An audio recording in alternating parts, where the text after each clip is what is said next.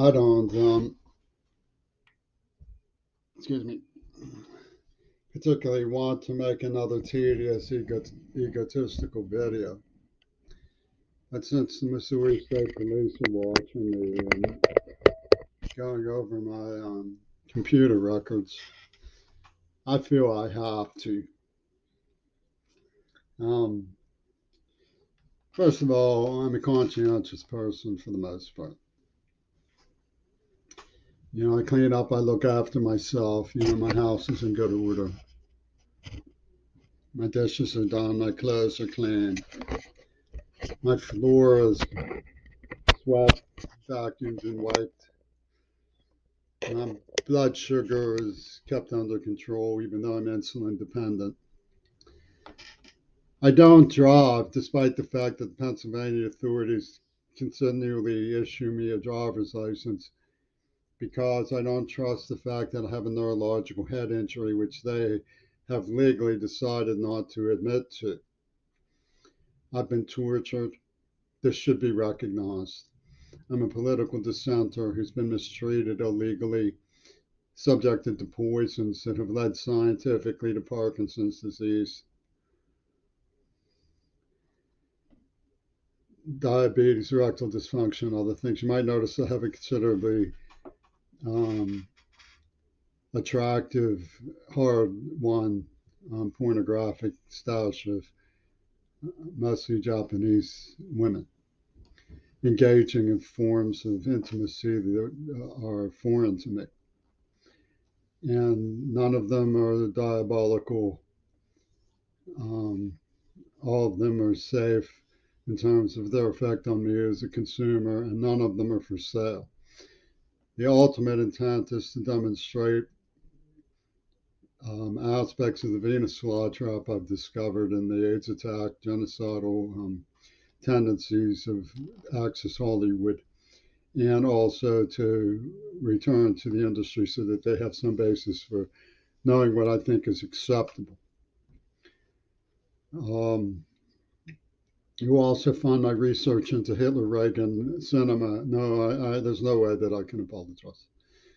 There's no way that I was just picked off and tortured the way I was. There's no way that the feedback loop that I was inducted into by the British entertainment system has anything to do with justice. There's no way that anything pertaining to the line drawn connected dot between John Lennon, Yoko Ono, and me, Matt Crary, is anything but insane libel. And to say that I don't have the right to defend myself from insane libel is typical. So my name, Matt Curry, goes back to Mississippi to the Pilgrims. So you'll get West Coast dialecticals who say, why should we regard him as anything other than the intruder on this sacred continent? We have a legal system, you see, and it's important to listen to the reservations of people who live on reservations. And I'm one of the people who does, just as John Kennedy wrote an introduction to a book on Native Americans. And Joe Biden has promoted Native Americans to the Interior Department. So this is all West Coast shenanigans, UW dialecticalism. But they cater to the extreme right wing.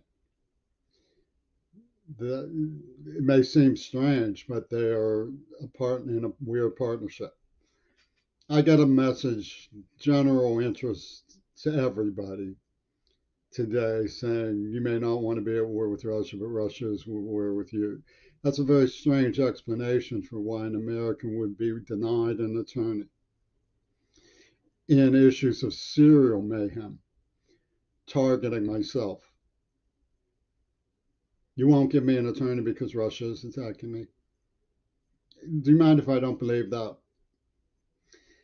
What I say instead is that I have been tortured and singled out and targeted in an insane sweepstakes at the encouragement of the office of Peter Gabriel and Paul McCartney and Yoko Ono, in serial gratuitous mayhem towards me as a hate object. completely innocent, a bystander singled out, targeted, and earmarked to prove that America has no stake in human rights. In answer to my father's book from 1946, which was titled America's Stake in Human Rights, he was at Teachers College with Eisenhower. He was at Leyte Gulf on the ship San Jacinto, CVL 30. And I'm a Kennedy loyalist, the Kennedy kid.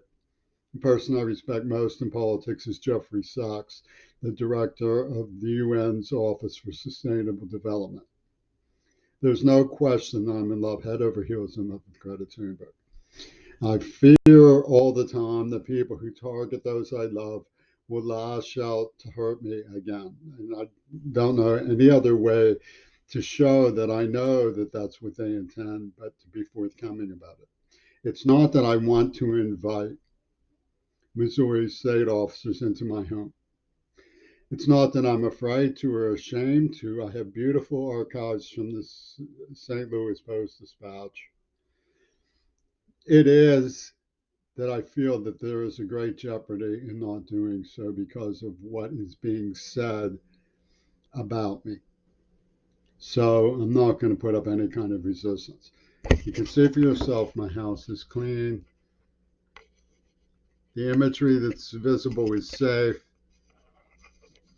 and that there's no reason for me to be in the least bit ashamed of how I live or what my accomplishments are as a human being. I'm a law abiding person.